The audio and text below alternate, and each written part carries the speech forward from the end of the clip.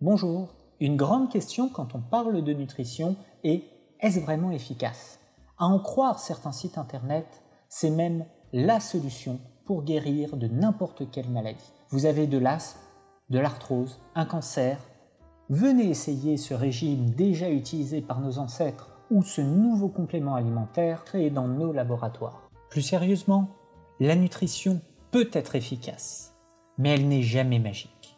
Dans ces vidéos, nous allons essayer de décrypter à partir de publications scientifiques le vrai du faux de l'alimentation de nos animaux domestiques.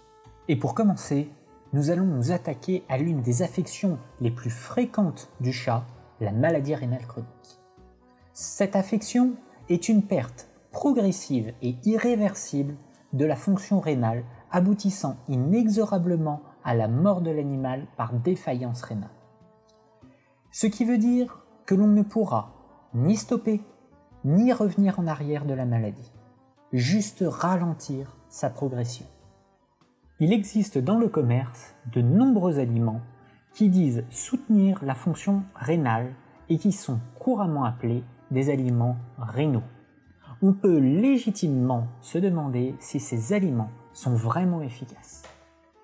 En 2005, Plantiga et son équipe ont essayé d'y répondre.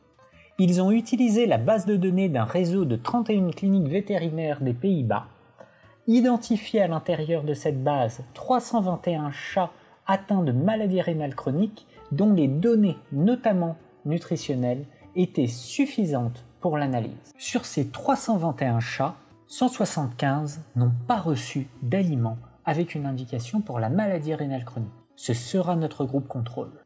Les autres chats ont reçu l'un des 7 aliments proposés dans ces cliniques avec une indication pour la maladie rénale chronique. Ensuite, les chercheurs ont récupéré les durées de vie des différents chats après le diagnostic de leur affection, ce qui leur a permis d'obtenir des courbes de survie. Sur ce graphique, je vous représente 4 d'entre elles, celle du groupe contrôle en noir et de 3 groupes ayant reçu des aliments rénaux différents, humides ou secs, les groupes 2, 3 et 6. Au début, tous les animaux sont vivants. C'est le jour du diagnostic de la maladie et pour les groupes tests, le jour où ils commencent à prendre leur aliment rénal. Du fait de l'inexorable progression de la maladie, plus les mois passent, moins il y a de survivants. Ainsi, dans le groupe contrôle, 1 an après le diagnostic, seuls 21% des chats sont encore en vie, contre 63, 86 et 59% pour respectivement les aliments 2, 3 et 6. Si on représente le temps moyen de survie des chats selon leur alimentation, là encore le constat est sans appel. Les animaux recevant des aliments rénaux survivent bien plus longtemps que ceux qui reçoivent uniquement des aliments physiologiques. Et ce, que ces aliments rénaux soient humides ou secs. On gardera cependant à l'esprit que l'aliment 3 semble plus efficace, y compris que les autres aliments rénaux.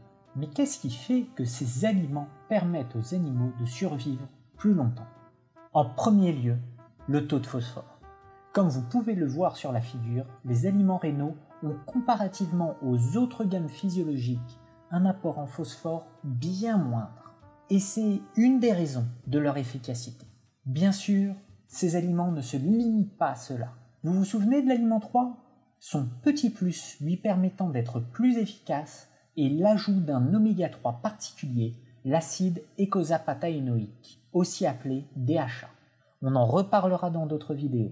Mais 14 ans après l'étude de Plantinga, la quasi-totalité des aliments rénaux ont inclus cet oméga 3 dans leur composition pour être plus efficaces. Merci de m'avoir écouté. Cette vidéo est la première d'une série traitant du phosphore en alimentation animale.